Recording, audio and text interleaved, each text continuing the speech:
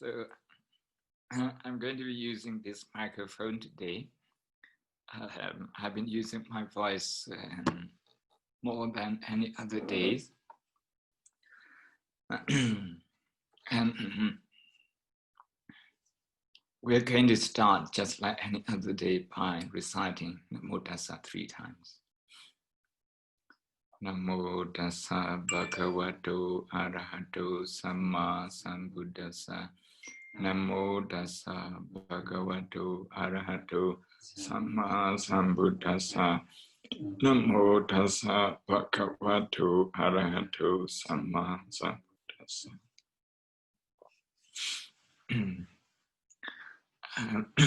I have to apologize to everyone today that we are going to have only 1 hour instead of 1.5 hours, like any other day. Because it happened that on Tuesday, every Tuesday, I have 2 lectures, two 2-hour lectures, so that's 4 hours. And also in the morning, I have already had 1 Dhamma talk. So this is my second Dhamma talk of the day.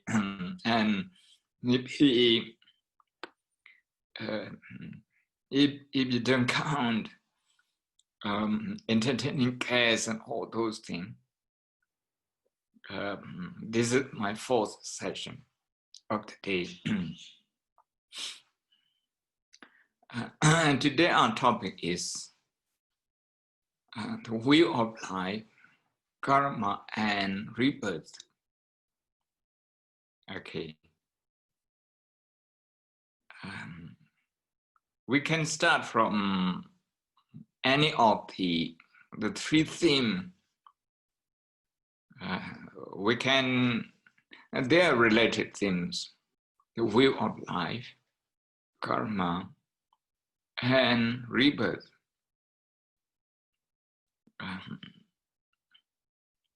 I fancy starting with karma. And then I told you a little bit about wheel of life and rebirth.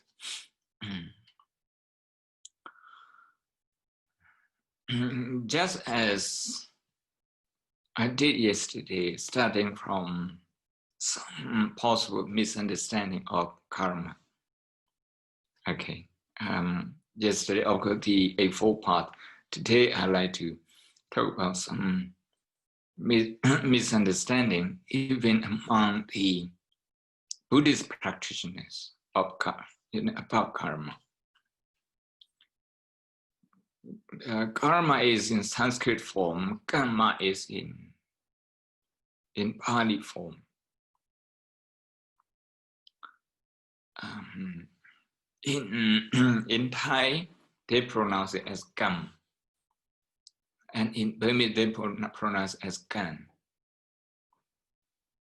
Of course, the Sri Lankan uses the Sanskrit form karma, or karma sometimes. Is well known to even people, outside the Buddhist tradition, that Buddhism believes in karma.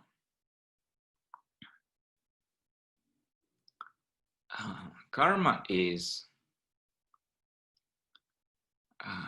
if you like, is a moral responsibility. On the first day, when we talk about life of the Buddha, we emphasize the action of human being, meaning human effort, is a human-centered practice. Buddhist practice is a human-centered practice based on human experiences. It doesn't mean that, okay, the philosophy and principles are not applicable to non-human beings. They are. The Buddha primarily use human experiences as his focus in his practice and in his teaching. In his teaching, of course, the principles, as I had just mentioned, that he has discovered based on human experiences are also applicable to something like heavenly beings, to the unfortunate realms such as animals and hell, you know. So karma is, before we talk about some misunderstanding, let's talk about the pre-Buddhist background of karma. Karma, the word karma or karma, has been used in pre-Buddhist Indian religious context also. In the earliest period, such as in the Vedic period, people say it means only ritual, some form of ritual, prescribed rituals, what you should be doing based on your birth. That is, people have classes. Over there in India, they call that caste system. So based on your caste, the prescribed ritual was karma, was called karma. Then karma, just before the Buddha came along, it started associated with some form of good and bad, an action of good and bad. But when the Buddha came along, the Buddha redefined karma. He said his intention is a volition that defines our action. Good action, bad action are defined by our volition. To injure somebody is bad, but if by accident you step on insect, for example, there is no bad intention. So there's no bad karma. Sometimes with all the good intention that we have, the results of our action doesn't reflect our intention. For example, a surgeon is trying to save a patient's life. But it turns out that the surgery is not successful and the patient dies. In that circumstance also, the surgeon doesn't accumulate any bad karma. His good intention, his good effort are what count. He is not in total control of the results, but he is in control of his intention. So you can see human effort, human control, human action is at the heart of the belief in karma.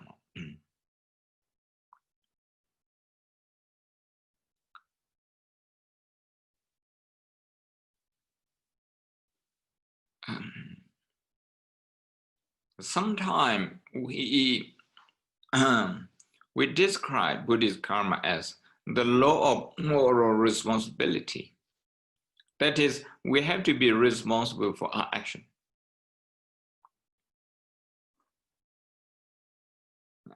As Buddhism doesn't believe in a supernatural, almighty creator,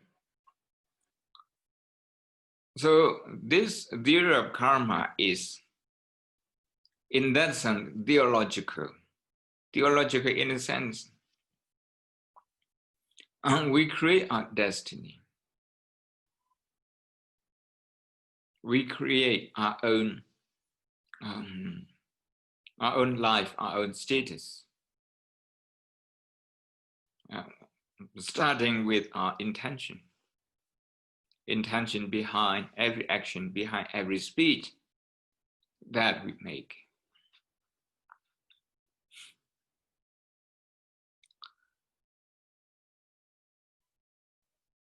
So theological in a sense that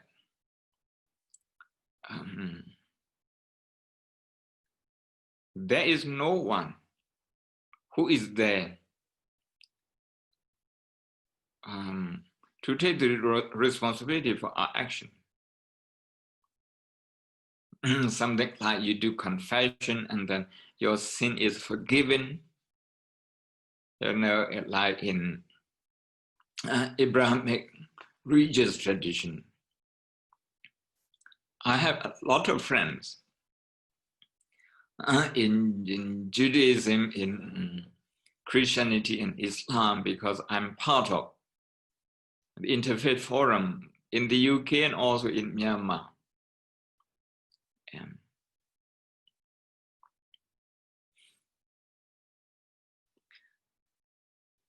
So we can't really blame someone, you know, for our misfortune, and we cannot give credit to anyone either for the good fortune that we have.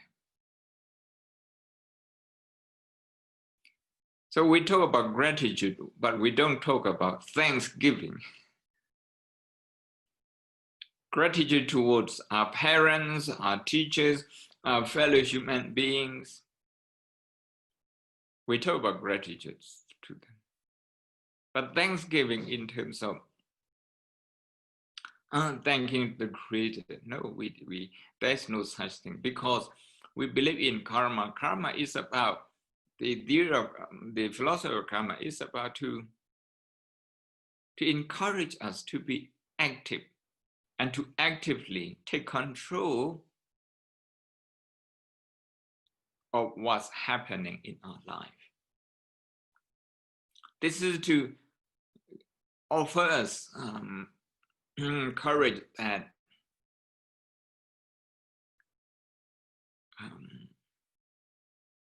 we have power to design our own life. So in that sense, okay, the word creature doesn't apply to the Buddhist theory of karma, because we are not creature. If we ever are, then we are our own creature.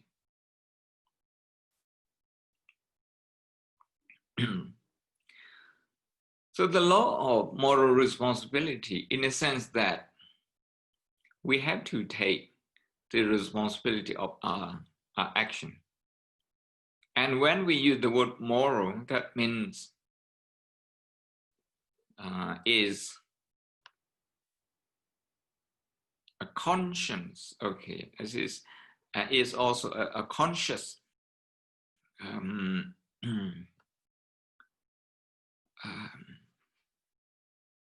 a conscious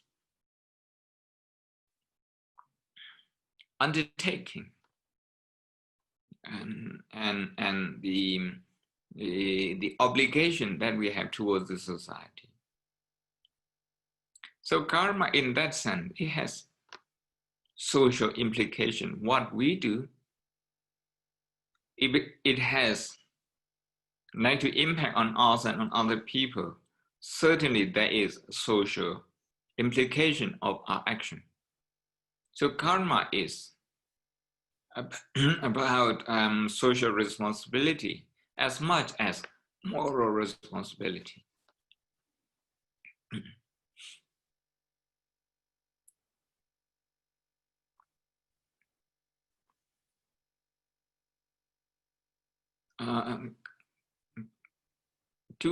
If karma is to actively encourage us to reflect on not just what we do, but also our thoughts, our thinking behind our action. And in that case, karma is a very active philosophy. It's about active participation, active and conscious participation.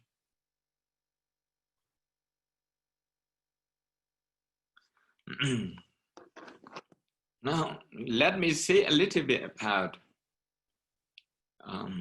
some misunderstanding.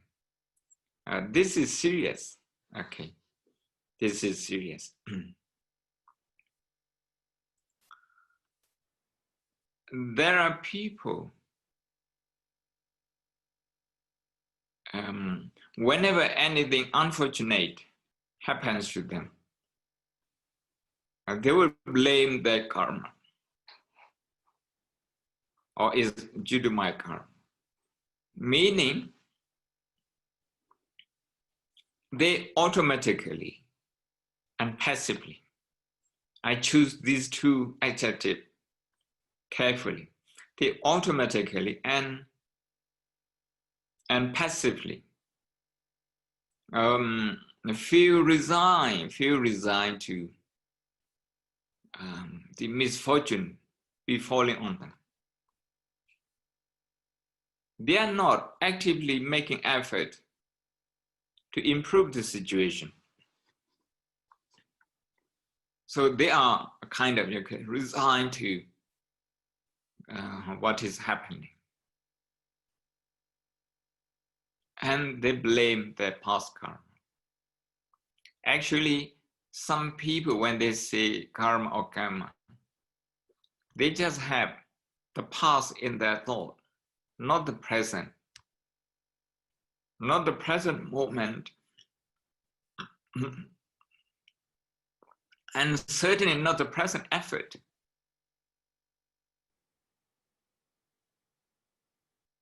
Not the present effort.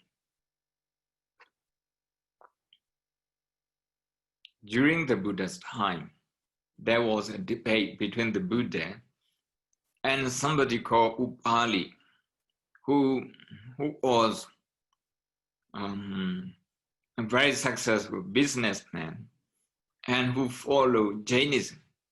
But Jainism also believed in karma. But the way the Jain interpreted karma is that they emphasize on the past. So what's happening now is due to past karma, and what you have to do is to repay that. You need to follow, asceticism, which is almost self-torture, so that you undo your past bad karma. So the Buddha asked him, do you know how much past karma that you have undone and how much is left to undo? A very simple question. By this, the Buddha is indicating we cannot take karma in a fixed and mechanical manner. Even if I have done something good, okay, for that good action to bring results, I still need other conditions. In the same way, if I have done something bad to someone, but for that action to bring its consequences, we still need other, conditions.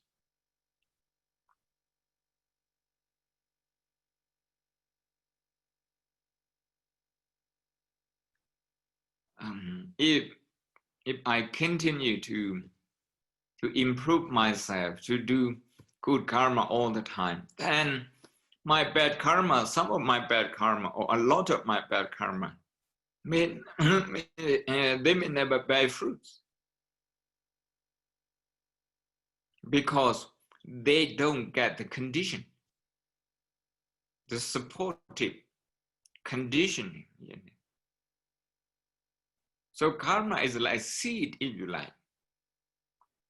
For a seed to become, to grow as a sprout, as a plant, you need to plant it, you need to water it, you need some fertilizer, you need some oxygen, maybe some sunshine. Most of the plants, some of the plants, they don't like sunshine, but most of them, they do. So those are the conditions. Those are the conditions. So in the same way, karma or karma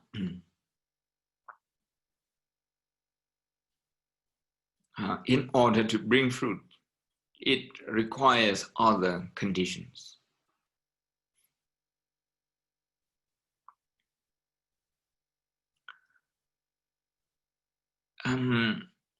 If we believe that everything is due to past karma, then we are actually saying that what is happening here is predetermined. So it's like strict determinism. I use the word strict determinism, which is not karma. Karma is not like that. I like to explain this. I made a point in explaining this because, okay, when we say in Thai, when we say kam, we just focus on the negative things. Un and kam. Un and kam. Unya, that is usually translated as marriage, then that means good karma. But when we say just karma, when we say kam, it means bad karma. Say, for example, kukam. Kukam, that is companion or karma, or partner in karma, That means the people, we suffer together. We are here to suffer together. It has that meaning. And in Burmese too, the word karma and karma, they take it separately. The word Sanskrit karma, it has been modified and Burmanized in a way that it comes to pronounce as jamma. When the Burmese use the word jamma, they means fate, F-A-T-E, fate. That is something like everything is predetermined, like fatalism. Karma is not fatalism.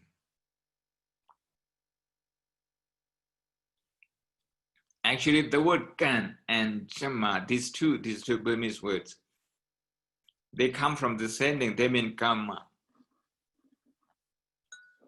But the Burmese kind of Burmanized them, and the Sanskrit word karma comes to mean fate. So in that sense, some, not all, some Burmese Buddhists believe in fatalism, in fate, that it's meant to be like that, it's predestined to be like that. Of course, some of the things that happen may be exactly due to past karma. But how do we know? We are not in a position to see past lives, to see the future.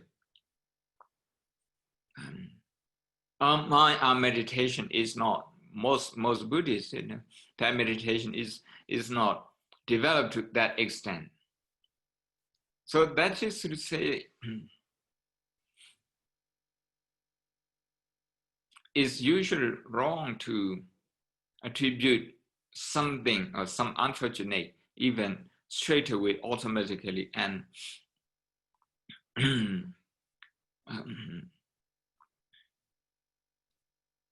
passively to karma.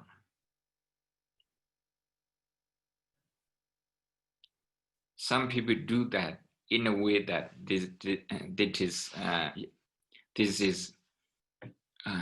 kind of predestiny. So this is a very important one. Karma walks the middle path in a sense that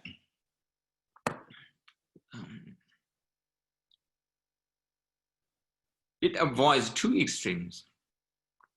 One of the extremes I have just spoken, which is strict determination. Strict determinism. Okay. Some people would think your creator has created you and has determined you will live how many years and in which form. That's totally according to his wish. This is also determinism. The other determinism is to be predetermined by your own past action, past karma. So both determinism is something that Buddhism rejects. The other one is to reject cause and effect at all, because karma is about cause and effect. Is a philosophy of causality, so cause and effect.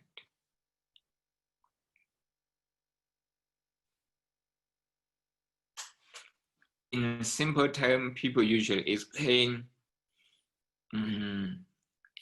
if you injure people, or if you have injured people in the past with bad intention, then you will have bad health, you will have short life, that sort of thing. The Buddha himself said this, but we mustn't take this mechanically, in a fixed way. We have a lot of rooms to maneuver. The Buddha's point of teaching karma is not to depress us, not to discourage us from doing anything good. Actually, he is encouraging us to modify, to change for the better, to change for the better. So people who reject causality, cause and effect, they are called indeterminism. The philosophy, they hold the philosophy of indeterminism. Nothing is, there's no cause that determines the results.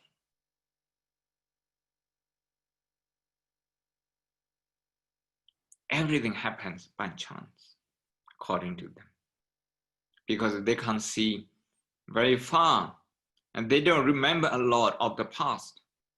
So what they can remember here and now, they can connect between the cause and the effect. As a result, they don't think in the line of the process of cause and effect. What the Buddha is saying is that if we believe in strict determinism, and there's no meaning, there's no point to the practice of, good behavior, moral life, being good. No point to this, because everything is predetermined already. It may be by someone, or it may be by our own past karma. So this is the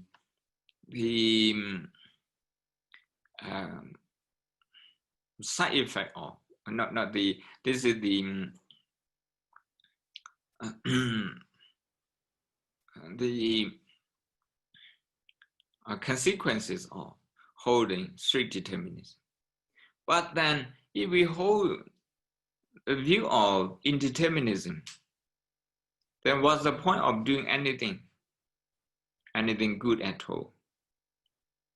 Because good or bad in the world happens only by chance. Our own effort wouldn't make any difference, according to indeterminism. That is why, to understand Buddhist karma, we need to know that it's centered on the middle path. It avoids two extremes, namely strict determinism and also indeterminism. The law of karma is that governs rebirth, the process of rebirth. All Indian religions believe in rebirth. And with rebirth, and also with karma, people explain why there is suffering, why there is inequality in the society. It's meant to inform us that we might have done something good. That is why we are good here. We live in comfort. Or we might have done something bad. That is why, okay, certain things happen to us. Knowing this, we should be mindful of our thoughts, our action. That's the message. If we are mindful, and if we are mindful of the reality of human life, that human life is such a vulnerable thing, not just human life, but all living beings, their life is such a vulnerable one.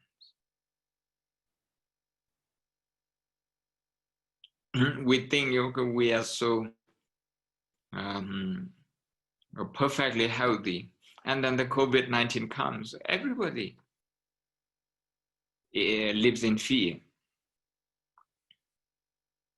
and we think everything, okay, was going on so well. The figure with the GDP, with the economic return, everything looks good.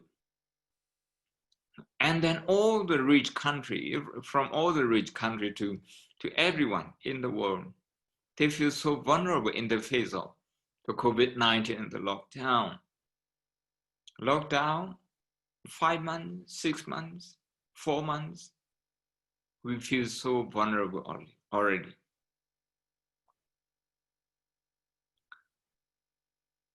So the Buddhist message, and this is that we need to focus on the pain, the vulnerability of life, and be kind to each other. Because when we talk about rebirth, there are fortunate rebirths and there are unfortunate ones. The unfortunate ones, like the animals and the woeful states like hell, like this.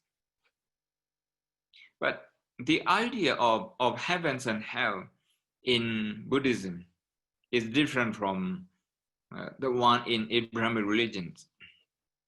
In that, there's no permanent hell and there's no permanent heaven. Everything has a limit. Okay, everything is changeable. If somebody is reborn in heaven, that's because of his good karma. He has done something good. In Buddhist text, for example, somebody who is very kind to his neighbors, to other people, to parents, to teachers, And somebody who is very socially active, taking care of the social needs of the society, maybe repairing roads, bridges, those days. And these days, people don't do that by themselves anymore. They ask the government to do it for them. Instead, they pay taxes. So everyone is the road builders or the donors or the sponsors, in the sense that they pay taxes, and the government can only build those things with their taxes. So if when we pay our tax, if we have in our mind the right attitude, we pay this not because we don't want to break the law, not because we are forced by the law, but because of the need of the society, the need of those people who can't really work, children and pensioners, for example. And also to do something for the next generation, just as our forefathers and previous generation have done something for us.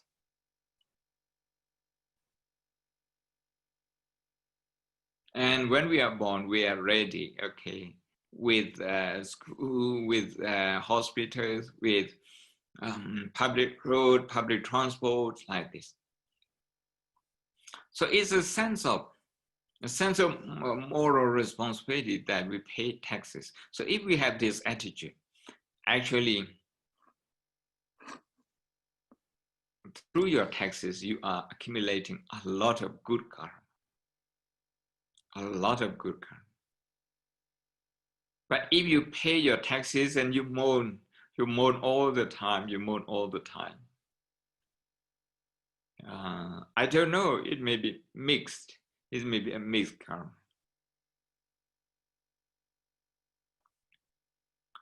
So rebirth, we go round and round.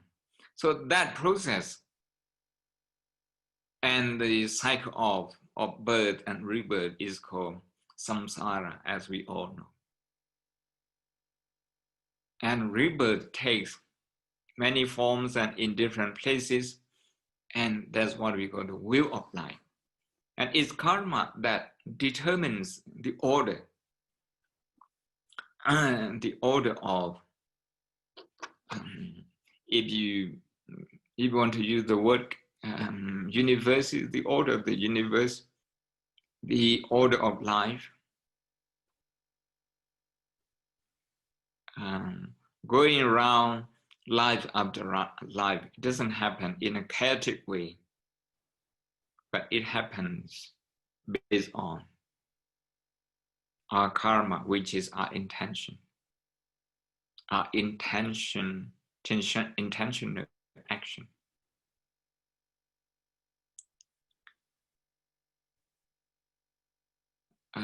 Knowing this, accepting this, what we can do therefore is to check our intention all the time. It's the 3 points we discuss. Okay, we discuss that define our volition. If our volition is associated with any one of the 3 poisons in any degree, that can be considered bad karma. If our volition is associated with the opposite emotion, which are positive, like generosity, loving kindness, understanding, compassion, then our karma is good karma. I think I'm ready to have your questions.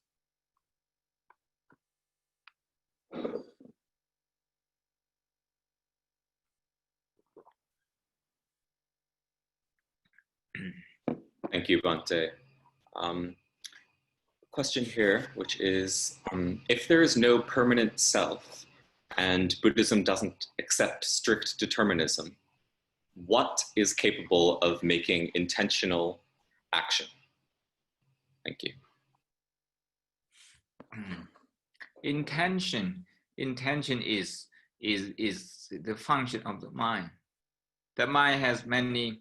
Buddhism analyzes the mind in details. For the last 2,600 years in the Buddhism, the main interest of Buddhism is in the function of the mind. The function of the mind. And okay, if somebody gets angry, we say anger is a function of the mind. Anger is an impersonal characteristic of the mind, an impersonal phenomenon of the mind. Is subject to impermanent. Anger comes and goes. Impersonal in the sense that whenever anger happens, it happens like this to everyone, in everyone, everywhere. So with this concept, okay, we talk about here anger, we can replace that anger with kindness. It's all about training the mind. We have what the mind is capable of cultivating unwholesome qualities, such as hatred, such as jealousy, insecure feeling, irritation, fear, for example. The mind is also capable of cultivating positive qualities, such as mindfulness, such as kindness, compassion, wisdom, understanding, generosity, like that. So the question of who makes that intention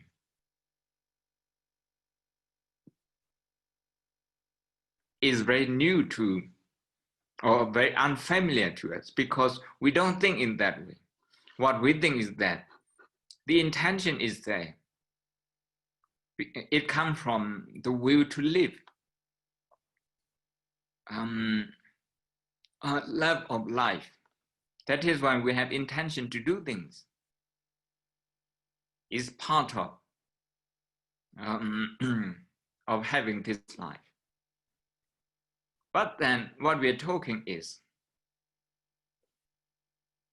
we can be on top of this intention. We can control this intention. If we have understanding of the reality of life, that life involves some pain, that our actions has consequences. That is why we need to be kind to each other so that we all live in harmony and less suffering. So if we understand this way, we are changing our intention for the better. Otherwise, like fear, insecure feeling, all those things, they will turn our intention into negative ones. I'm saying that we are affected by our environment as well. So, intention is always there. Some of the intentions are neutral, they are innocent. Okay, intention to do something which has no moral implication.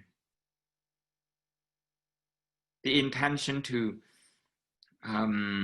if I have the intention to clean my office, this has no moral impact. But nevertheless, there's an intention. But then, if I want to impress people and I clean my room, this intention is based on fear because I fear of being judged by anyone walking into my office. But if I just think, okay, anyone who visits me in my office, I want them to feel comfortable, to feel good, to be relaxed. With that kindness, then my intention becomes good intention. So that's what and how we care about our intention. Thank you. Does needs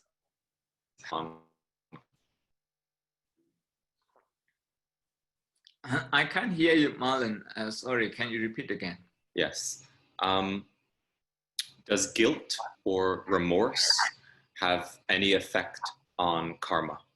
Does guilt or remorse about previous bad deeds have any effect on karma?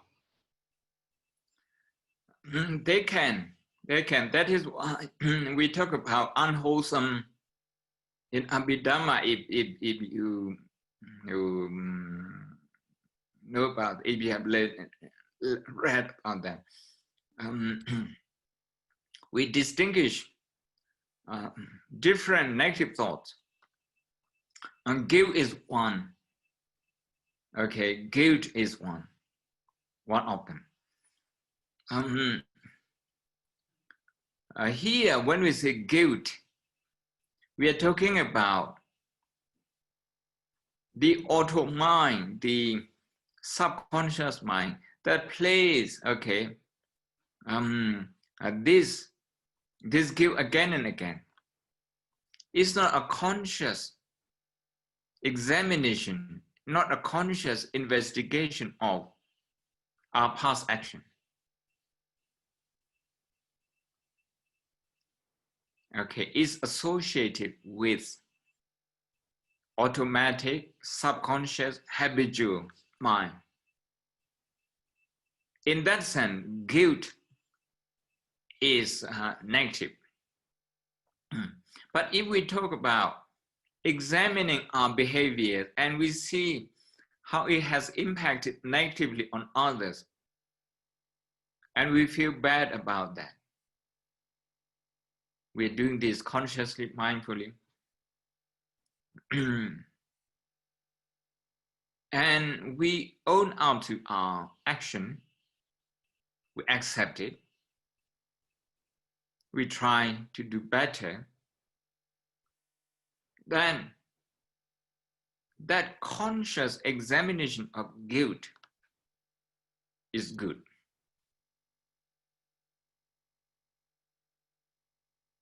Okay.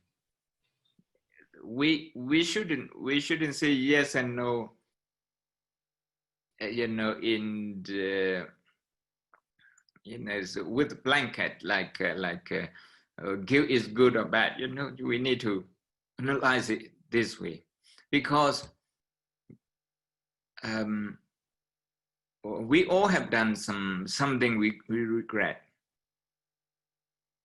but it's about how we recover from that, how we move on from that. The way to move on is to accept it, to accept our limit, our ignorance, to accept that a mistake has happened, to accept that it's painful to us, painful to others. If we go through this process is called a skillful process, and it will bring us a lot of good. So it's not an automatic mind spinning around with guilt. I think we can have one more question, if you like. Thank you. Two more questions, maybe two more. Yeah. One question is, do actions determine where we will be born in our next life?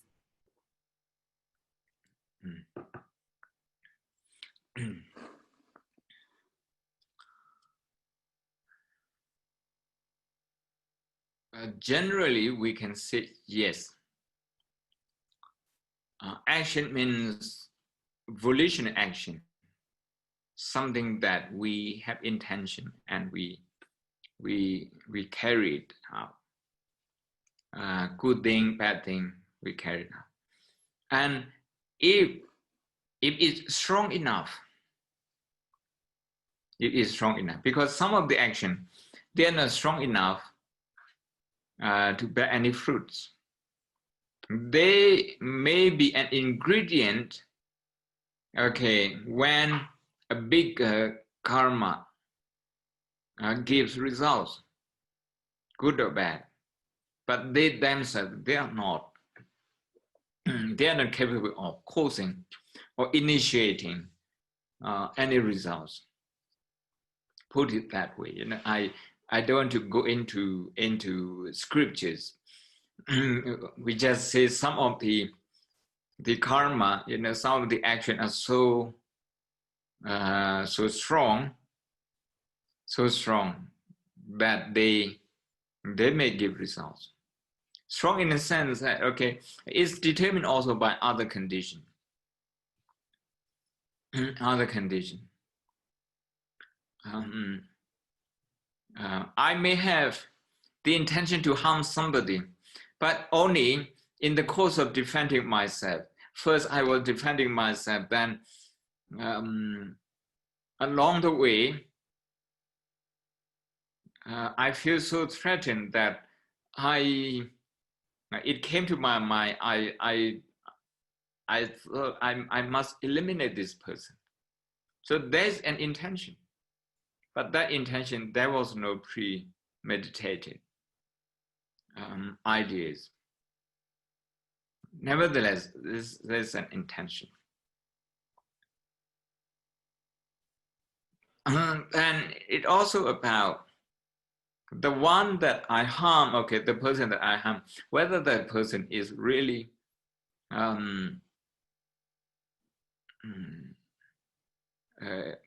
how I would say, if the person is so innocent, if the person is somebody who is trying to harm me, if the person has really bad thoughts towards me and perhaps towards other people, and maybe the karma is less than harming the good and moral people.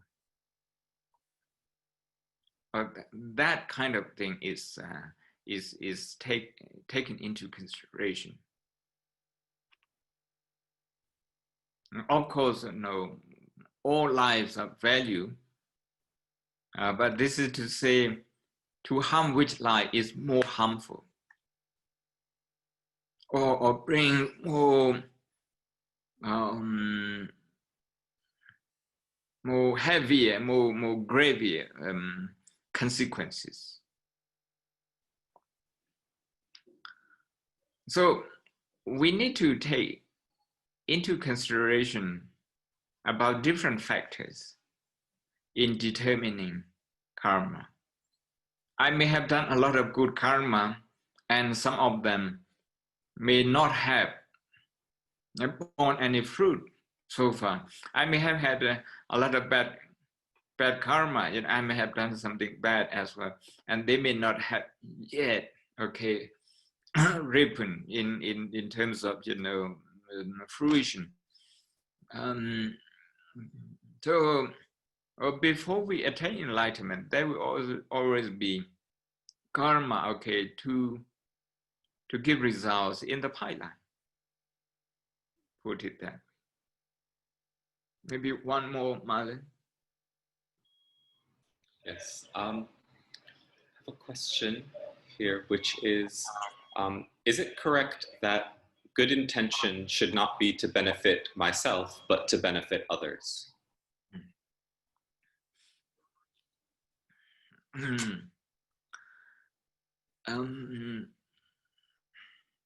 I must qualify the question.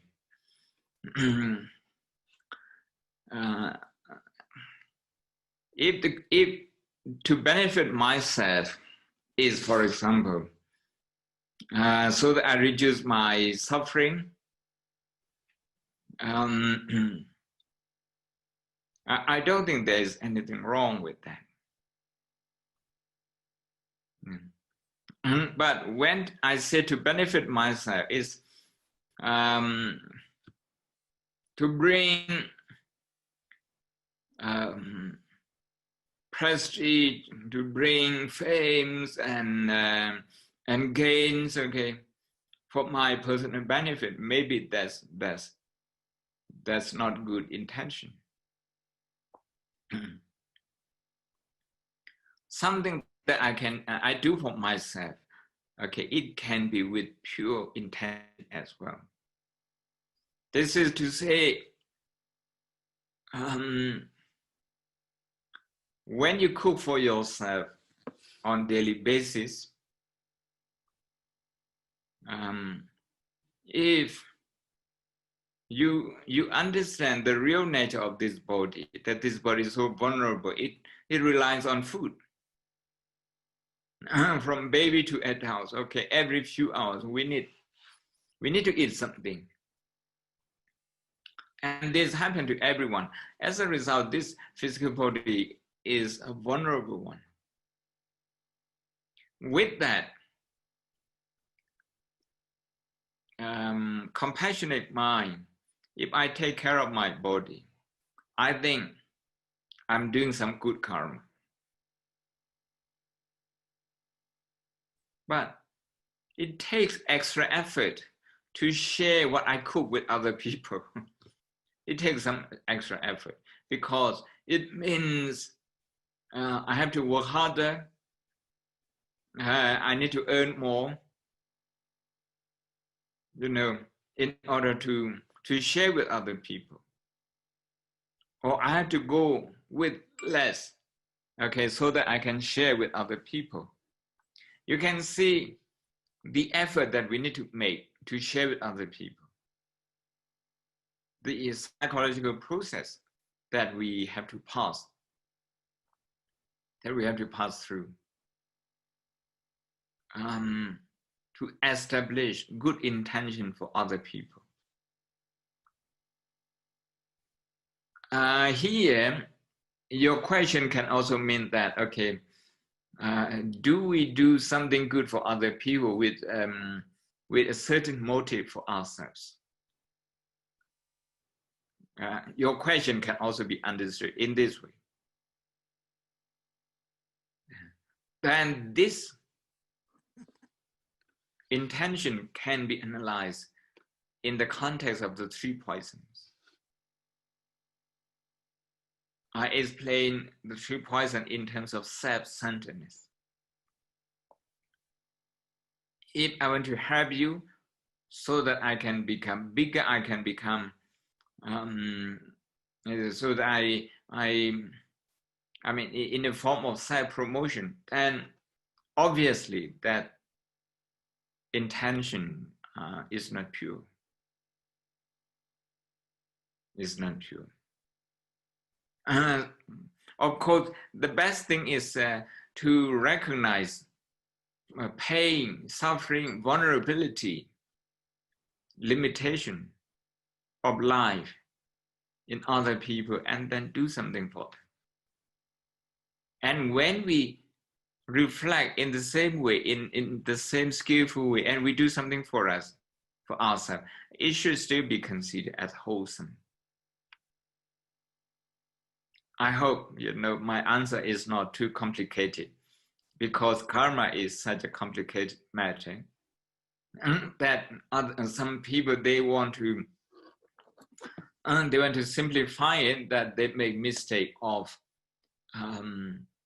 equating Buddhist karma with either strict determinism or fatalism. If you don't mind, if I'd like to stop here and we continue tomorrow. Is that okay with you? Yes. Thank you, Bhante. Thank you so much. Thank you everyone for your understanding.